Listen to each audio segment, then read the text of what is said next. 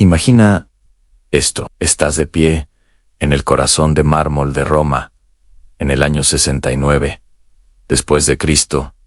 El imperio tiembla, los ejércitos se enfrentan entre sí en provincias lejanas.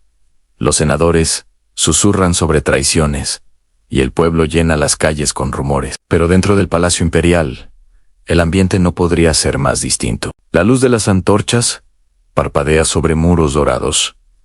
El aroma de carnes asadas y especias exóticas impregna el aire, y los sirvientes se tambalean bajo el peso de bandejas de plata cargadas de manjares. En el centro de este caos se sienta el propio emperador Enjado Vitelio, un hombre que ascendió al trono no por virtud ni por brillantez, sino por apetito, tanto político como físico. Sus ojos están entrecerrados, sus labios brillan de grasa, y sus dedos se aferran a una copa que parece nunca vaciarse. Para sus cortesanos, es a la vez amo y monstruo. Ríen con sus bromas, aplauden sus brindis, y fingen que el interminable flujo de comida y vino es una muestra de generosidad imperial. Pero, en el fondo, todos saben lo que realmente es un teatro del hambre, una orgía de consumo. Vitelio había ganado fama mucho antes de convertirse en emperador. Conocido por su obsesión con los placeres de la mesa, se decía que comía 4, incluso 5 veces al día. Devoraba exquisiteces traídas desde todos los rincones del imperio, morenas del Golfo de Nápoles, lenguas de flamenco de África, peces raros transportados vivos en tanques de agua salada a través de los Alpes. Para él, cada comida era una conquista, cada bocado una prueba de que dominaba no solo a los hombres, sino también a la naturaleza misma. Y sin embargo, al observarlo esta noche, percibes algo más oscuro. Esto no es un simple banquete, es un ritual de dominación, un espectáculo diseñado para romper los límites de la resistencia humana. Vitelio no solo está comiendo, está librando una batalla contra su propio cuerpo, obligándolo a soportar más de lo que cualquier mortal debería. Los cortesanos sonríen con los dientes apretados, aterrados de mostrar disgusto, mientras los músicos siguen tocando y los bailarines giran en trajes dorados. El imperio puede estarse desmoronando fuera de estos muros, pero dentro, lo único que importa es si el emperador puede consumir más, beber más y resistir más que su propia carne. Antes de sumergirnos en el horror de lo que ocurrirá aquí, antes del momento en que el hombre que gobernó Roma se derrumbará ante sus invitados, traicionado por su propio cuerpo de la forma más grotesca imaginable. Recuerda esto: esta no es solo una historia de glotonería, es una historia sobre lo que sucede cuando el poder absoluto destruye toda contención, cuando el deseo se convierte en obsesión y cuando la obsesión se transforma en una lenta forma de suicidio. Si te gusta descubrir las verdades ocultas de la historia, relatos que revelan no solo la grandeza, sino también la oscuridad del pasado, dale like, suscríbete y deja un comentario diciéndome desde qué parte del mundo estás viendo esto. Me parece increíble que a través de siglos y continentes podamos sentarnos juntos en la misma mesa de la historia, compartiendo estas historias de poder, exceso y caída. Ahora retrocedamos de este banquete de pesadilla y preguntemos: ¿quién fue Vitelio? ¿Cómo un hombre recordado como símbolo de la codicia llegó al trono del Mayor Imperio sobre la tierra? Y cómo su apetito sin fin lo llevó no a la gloria, sino a una muerte tan vergonzosa que incluso Roma, ciudad de sangre y espectáculo, se estremeció de repugnancia. Para entender cómo Roma terminó con un emperador que medía su poder en banquetes, debemos retroceder a uno de los años más caóticos que el imperio haya enfrentado. El año 69 después de Cristo es recordado como el año de los 4 emperadores. En el lapso de apenas unos meses, 4 hombres diferentes vestirían la púrpura imperial, cada uno abriéndose paso hacia el trono, sobre los cadáveres de sus rivales. Cuando el infame Nerón se quitó la vida en el año 68 después de Cristo, el imperio quedó sin heredero. El Senado entró en pánico, los ejércitos murmuraban, y los generales de las provincias vieron una oportunidad para apoderarse del poder. Galba, un anciano severo, fue proclamado emperador primero, pero su frugalidad y dureza le ganaron enemigos. Su gobierno fue corto, sangriento y ampliamente odiado. Después vino Otón, quien se presentó como el verdadero sucesor de Nerón, con la esperanza de ganarse al pueblo mediante el lujo y la ostentación. Pero el reinado de Otón se derrumbó casi tan pronto como comenzó, cuando perdió una batalla decisiva contra las fuerzas de Vitilio. Desesperado y humillado, Otón se suicidó, dejando a Roma nuevamente sumida en el caos. Y entonces llegó Vitelio. A diferencia de sus rivales, Vitilio no tenía grandes victorias militares, ni un legado de disciplina o reforma, ni reputación de sabiduría o astucia. Lo que tenía era la lealtad de las legiones estacionadas a lo largo del Rin. Eran soldados rudos y brutales, endurecidos por décadas de guerra en las fronteras. Llamaban a Vitilio por una razón simple: los complacía. Los alimentaba generosamente, bebía con ellos y les permitía saquear y darse festines a su antojo. Mientras otros generales predicaban la disciplina, Vitilio prometía placer. Cuando esos soldados lo proclamaron emperador, Roma tuvo poca elección más que aceptarlo. Marchó hacia la ciudad no como un héroe conquistador, sino como la encarnación misma del apetito, seguido por una horda de legionarios ansiosos por compartir el botín de la victoria. El pueblo de Roma, cansado de la guerra civil, lo recibió con un alivio cauteloso. Tal vez este hombre, glotón y jovial, al menos traería estabilidad. Pero la estabilidad fue lo último que Vitelio pudo ofrecer. No tenía una gran visión de reforma, ni una estrategia para sanar las heridas de la guerra civil. Su reinado se convirtió en un desfile de banquetes, un torrente de festines, una exhibición constante de indulgencia. Y mientras el imperio se fracturaba bajo el peso de la rebelión y el desorden, Vitilio se refugiaba cada vez más en su única verdadera pasión, el salón del banquete. Fue allí, en esos festines interminables, donde Vitilio comenzó a mostrar su verdadera naturaleza. Los escritores antiguos lo describen no solo como un hombre codicioso, sino como alguien que adoraba el acto de comer. Tenía equipos de cocineros y pescadores, trabajando día y noche para satisfacer sus antojos. Enteros barcos eran enviados a mares lejanos solo para traer un pez exótico para la mesa del emperador. Mandó construir nuevos hornos y cocinas dentro del palacio, diseñados no para la eficiencia, sino para el exceso. Un historiador afirmó que Vitilio incluso creó un plato monstruoso, conocido como el escudo de Minerva, una enorme bandeja que contenía hígados de peces raros, cerebros de faisanes y pavos reales, lenguas de flamenco y la leche de lampreas, todo hervido junto en especias traídas de la India y Arabia. Consumir tal plato no se trataba de nutrición, sino de conquista. Una declaración de que la riqueza de Roma y los recursos del mundo eran suyos para devorar. Sin embargo, detrás de las risas, del tintinear de las copas y de los ríos de vino, ocurría algo más. El cuerpo del emperador comenzaba a fallar. Su figura, antes robusta, se volvió hinchada y pesada. Sus movimientos se ralentizaron, su respiración se volvió dificultosa. Y aún así, los banquetes continuaban. Dejar de comer sería admitir debilidad.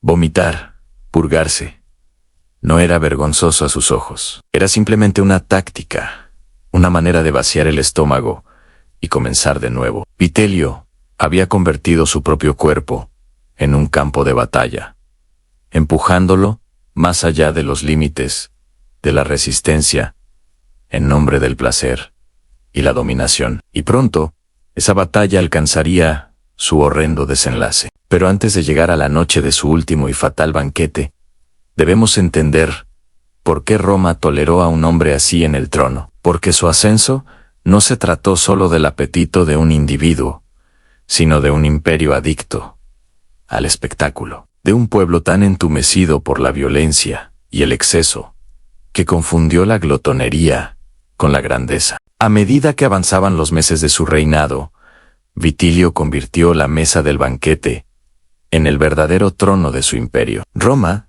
había tenido emperadores que construyeron acueductos, emperadores que reformaron las leyes, emperadores que marcharon al frente de sus legiones. Vitilio, en cambio, gobernó a través del apetito. Sus súbditos no se reunían para escuchar discursos en el foro, sino para maravillarse ante las orgías de comida que salían de sus cocinas. Cada banquete era más grande que el anterior, una competencia no contra otros gobernantes, sino contra sus propios excesos pasados. Si una noche servía jabalí asado relleno de pajarillos, la siguiente exigiría monstruos marinos sacados de las profundidades del océano. Si una fiesta incluía ánforas de vino falernio, la siguiente vería ríos de ese mismo vino vertidos por escaleras de mármol, solo por el placer de verlos salpicar. Los banquetes del emperador se convirtieron en leyenda. Los poetas hablaban de ellos con repulsión,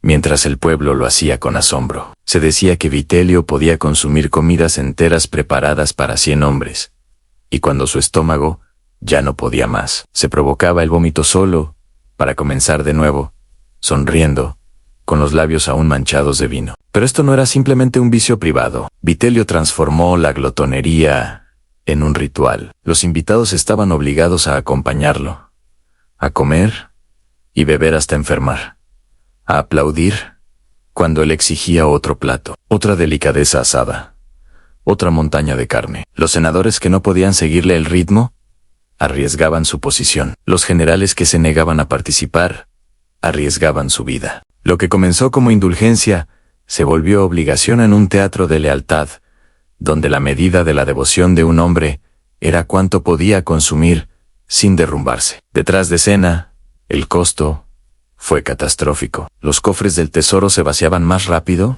que los cuencos del banquete. Los suministros de grano destinados al pueblo fueron desviados hacia las cocinas del palacio. Los barcos que antes transportaban productos esenciales ahora perseguían manjares a ostras del canal, dátiles de Judea, vinos raros de Creta. Los romanos comunes empezaron a morir de hambre, mientras su emperador se atiborraba con platos que ningún estómago humano estaba destinado a soportar. Y aún así, Vitilio exigía más. Los sirvientes del palacio trabajaban día y noche, convirtiendo las cocinas en hornos de preparación interminable. Los cocineros caían agotados. Se ordenaba a los campesinos abandonar sus campos para cazar animales exóticos. El imperio, ya desangrado por la guerra civil, estaba siendo devorado ahora por el hambre de un solo hombre. Los escritores antiguos describen escenas que rozan lo surrealista. Vitilio sentado en una mesa tan vasta que se extendía a lo largo de una basílica. Bandejas de oro, apiladas, con manjares, algunos intactos, otros despedazados, por dedos grasientos. Bandadajos interas, llavis, azadajos, juntos, con sus plumas recubiertas de polvo de oro. Se recostaba, hinchado y sudoroso. Ordenaba a un esclavo que le hiciera cosquillas en la garganta con una pluma, y luego, momentos después, volvía a devorar ostras por docenas. Para sus partidarios, aquel espectáculo era prueba del favor divino. Creían que solo un hombre tocado por los dioses podía sobrevivir a tales excesos. Para sus enemigos, era el símbolo definitivo de la decadencia de Roma. El imperio que una vez conquistó naciones con disciplina de hierro, estaba ahora gobernado por un hombre que solo conquistaba su propio estómago. Y así, la espiral se estrechó. Cuanto más ardía Roma a su alrededor con disturbios en las calles, provincias, proclamando nuevos emperadores y legiones, marchando hacia la capital más, se refugiaba Vitilio en la sala del banquete. Mientras el imperio moría de hambre, su gobernante se ahogaba en vino y grasa. Ya no era un hombre, ni siquiera un emperador. Era un altar viviente del hambre, un sacrificio a sus propios deseos insaciables.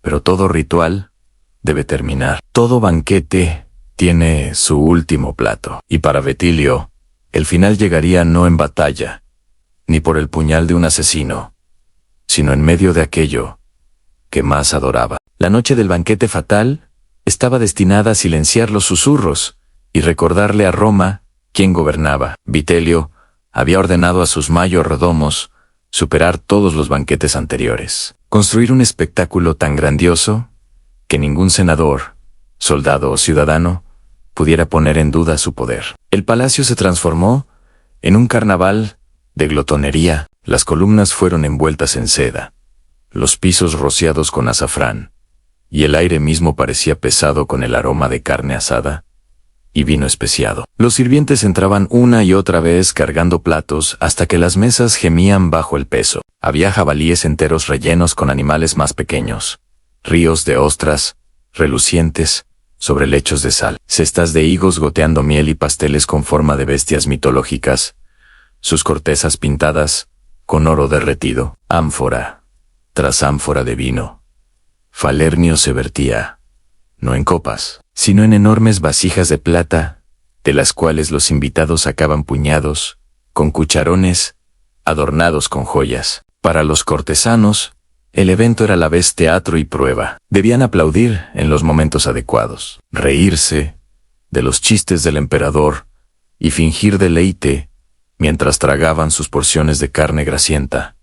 Nadie se atrevía a apartar un plato, nadie se atrevía a mostrar disgusto. Vacilar era insultar al emperador, e insultar al emperador significaba arriesgar el exilio, la tortura o algo peor. Vitelio, por su parte, estaba en su elemento. Llevaba una túnica bordada con escenas de banquetes, pasados sus propias victorias inmortalizadas, en hilos de púrpura y oro. Una corona de rosas marchitas adornaba su frente sudorosa, y sus mejillas brillaban con aceite. Reía mientras se metía la comida en la boca a puñados, deteniéndose solo para tragar vino antes de hacer una seña, pidiendo el siguiente plato.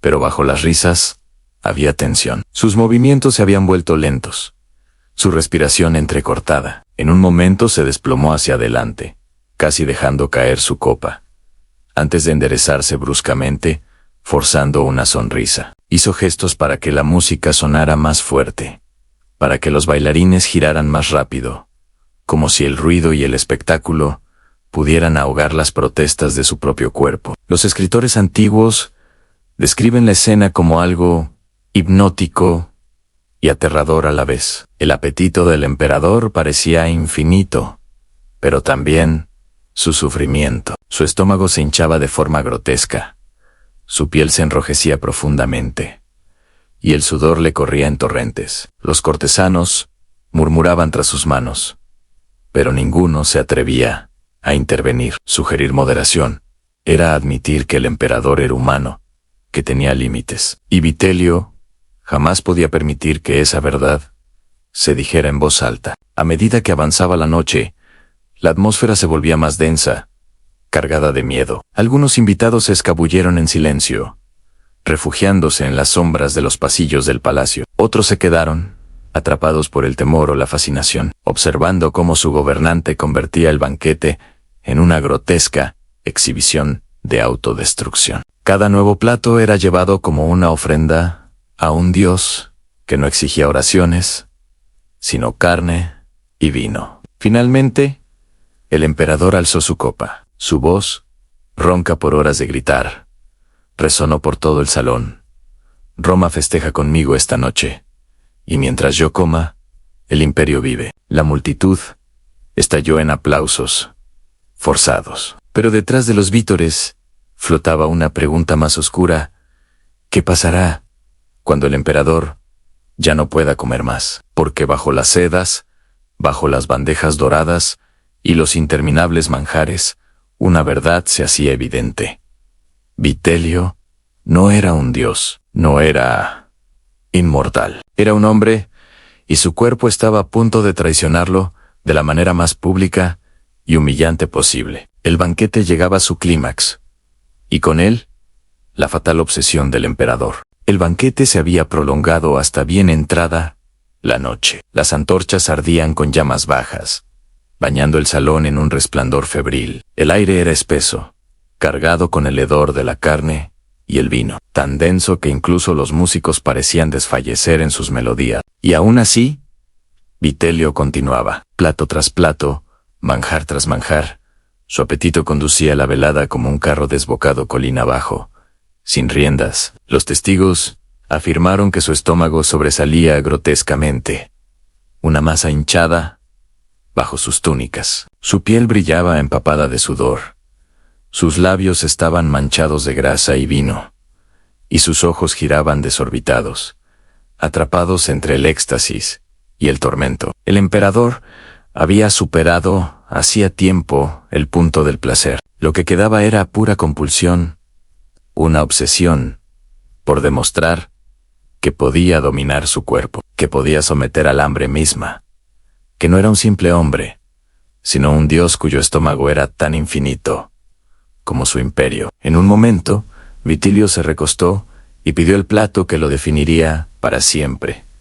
Una fuente monstruosa, el infame escudo de Minerva. Se decía que era tan grande que podía cubrir una mesa entera por sí sola. En su interior, sus cocineros habían combinado la mezcla más antinatural de ingredientes que Roma podía ofrecer. Hígados de peces, raros cerebros de faisanes, lenguas de flamenco anguila, cocidas en vino especiado, todo mezclado en un guiso grotesco que relucía con aceite y fragmentos de oro. Cuando el plato fue llevado a la sala, la multitud contuvo el aliento no de admiración, sino de horror. Vitilio hundió las manos en la mezcla y comenzó a devorarla, masticando ruidosamente, con la garganta trabajando frenéticamente, mientras forzaba la masa hacia abajo. A su alrededor, los senadores fingían sonrisas. Los generales levantaban sus copas en falsa celebración. Los esclavos temblaban,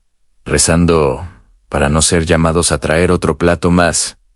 Y entonces ocurrió. El rostro del emperador se volvió pálido. Sus ojos se abrieron desmesuradamente.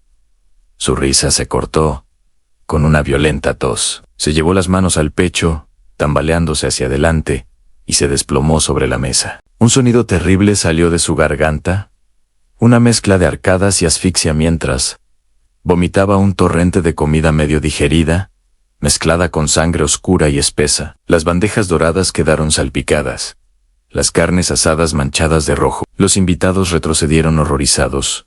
Algunos gritaron, otros quedaron paralizados, incapaces de moverse. Vitilio intentó incorporarse, aferrándose a la mesa para sostenerse, pero su cuerpo, hinchado, lo traicionó. Cayó hacia adelante, y su corona de rosas rodó hasta hundirse en el charco sangriento que había brotado de su propia boca. El hombre que se había enorgullecido de su resistencia, que creía que su estómago era un templo de poder, yacía, ahora jadeando en la miseria de su propio exceso. La sala del banquete estalló en caos. Algunos cortesanos huyeron, desesperados por escapar de la escena. Otros corrieron hacia él, no por lealtad, sino por miedo a lo que sucedería si el emperador moría ante sus ojos.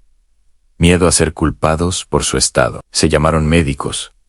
Los esclavos corrieron trayendo hierbas y pociones, pero nada pudo detener el desenlace. La sangre seguía brotando de su boca, manchando sus túnicas, su trono e incluso el mármol del suelo. Y en ese instante, Roma vio la verdad desnuda. Su emperador, el hombre que había reclamado divinidad a través de la glotonería, no era un dios, era carne frágil, fallida, vencida, no por el puñal de un asesino, ni por la espada de un rebelde, sino por su propio apetito. El espectáculo había alcanzado su clímax. El emperador que había convertido la sala del banquete en un templo del exceso, yacía ahora, muriendo, en su altar. El festín que debía asegurar su gloria, lo marcaría para siempre con la infamia como el gobernante, que comió hasta vomitar sangre. El salón del banquete, antes lleno de risas forzadas y del repiqueteo de las bandejas de plata, ahora apestaba a sangre, vino y terror. Los sirvientes corrían intentando limpiar el desastre. Los cortesanos susurraban frenéticamente, y los músicos hacía mucho que habían dejado de tocar. El emperador yacía desplomado sobre su diván, su túnica empapada, respirando con dificultad, en jadeos cortos y desiguales.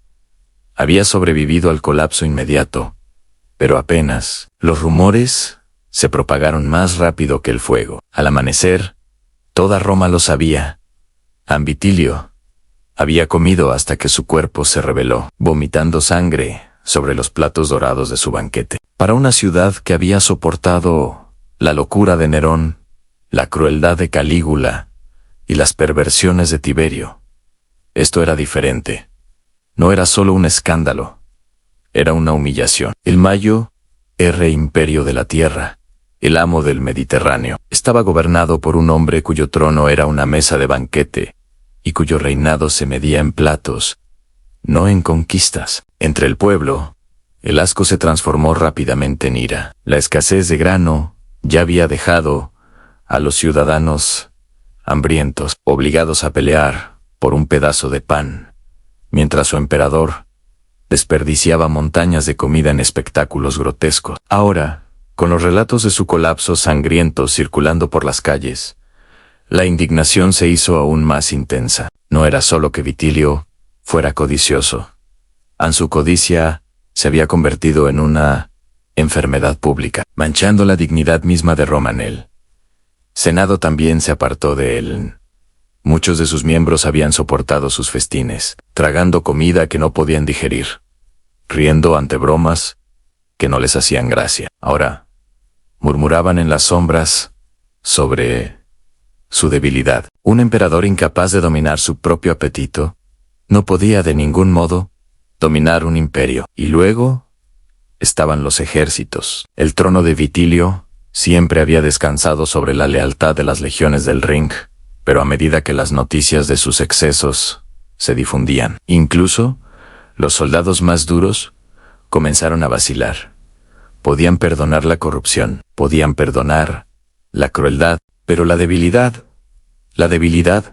era imperdonable. Las legiones de Oriente ya habían proclamado a un rival a Vespasiano, un general experimentado, cuya reputación de disciplina contrastaba brutalmente con la glotonería de Vitilio. En los meses siguientes, Vitilio se aferró al poder, pero el hechizo se había roto. El hombre que alguna vez se presentó como jovial, generoso y más grande que la vida, ahora era visto como grotesco, hinchado y moribundo. Su propio cuerpo lo había traicionado ante los ojos del imperio, y ninguna corona de rosas ni túnica púrpura podía ocultar la verdad. Las calles de Roma se tornaron inquietas. Estallaron disturbios por comida, multitudes gritando maldiciones contra el emperador cuyo estómago había devorado su grano. En el Senado, los debates se transformaron en conspiraciones. Incluso dentro del palacio, sus propios sirvientes susurraban que el fin del emperador estaba cerca. Vitilio, por su parte,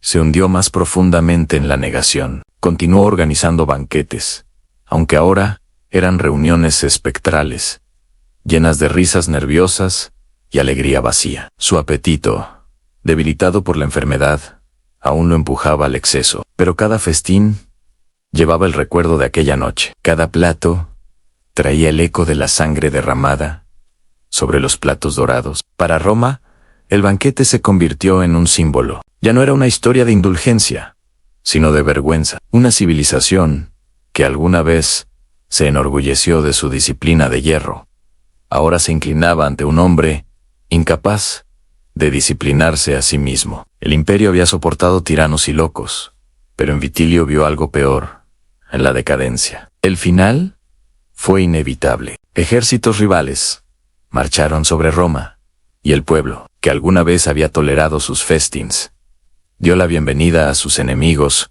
en las puertas. La caída de Vitilio sería brutal y humillante, un reflejo perfecto de cómo había gobernado, pero mucho antes de su último día, su legado ya estaba sellado. No sería recordado como estadista, ni como general, ni siquiera como un tirano, en el sentido tradicional. Sería recordado como el emperador, que confundió su estómago con un trono, cuyo apetito se convirtió en obsesión, y cuyo reinado terminó en el momento en que la sangre tocó la mesa del banquete. Vitelio murió como vivió públicamente, grotescamente, y ahogado en humillación. Cuando las fuerzas de Vespasiano entraron en Roma, fue arrastrado por las calles vestido con harapos, burlado por el mismo pueblo que alguna vez aplaudió sus banquetes. Según las fuentes antiguas, suplicó por su vida, ofreciendo oro, tierras, incluso silencio. Pero no hubo piedad. El pueblo quería sangre, y la consiguió. Su cuerpo fue arrojado al Tíber como basura, sin sepultura y sin duelo. El imperio siguió adelante. Vespasiano trajo orden, restauró la disciplina e intentó borrar la mancha de su predecesor. Pero algunas manchas nunca se borran por completo, porque Vitilio dejó algo más que un tesoro vacío y un imperio destrozado. Dejó un símbolo, una advertencia susurrada a través de los siglos, que el poder sin contención se convierte en podredumbre, que la indulgencia sin fin conduce a la muerte. No se le recuerda por guerras, ni por reformas. Se le recuerda por su hambre, por la forma en que consumió todo a su alrededor en comida, riqueza, lealtad, dignidad. El emperador que comió hasta vomitar sangre. Pero quizás la parte más aterradora de su historia es esta: Vitilio no creía estar haciendo nada malo. A sus ojos, el banquete era un derecho, una celebración del poder, una declaración de que Roma existía para alimentarlo a él, literalmente. Confundió las riquezas del imperio con un recurso infinito, y su paciencia con algo eterno. Creyó que el placer era sinónimo de fuerza. Y ahí, precisamente,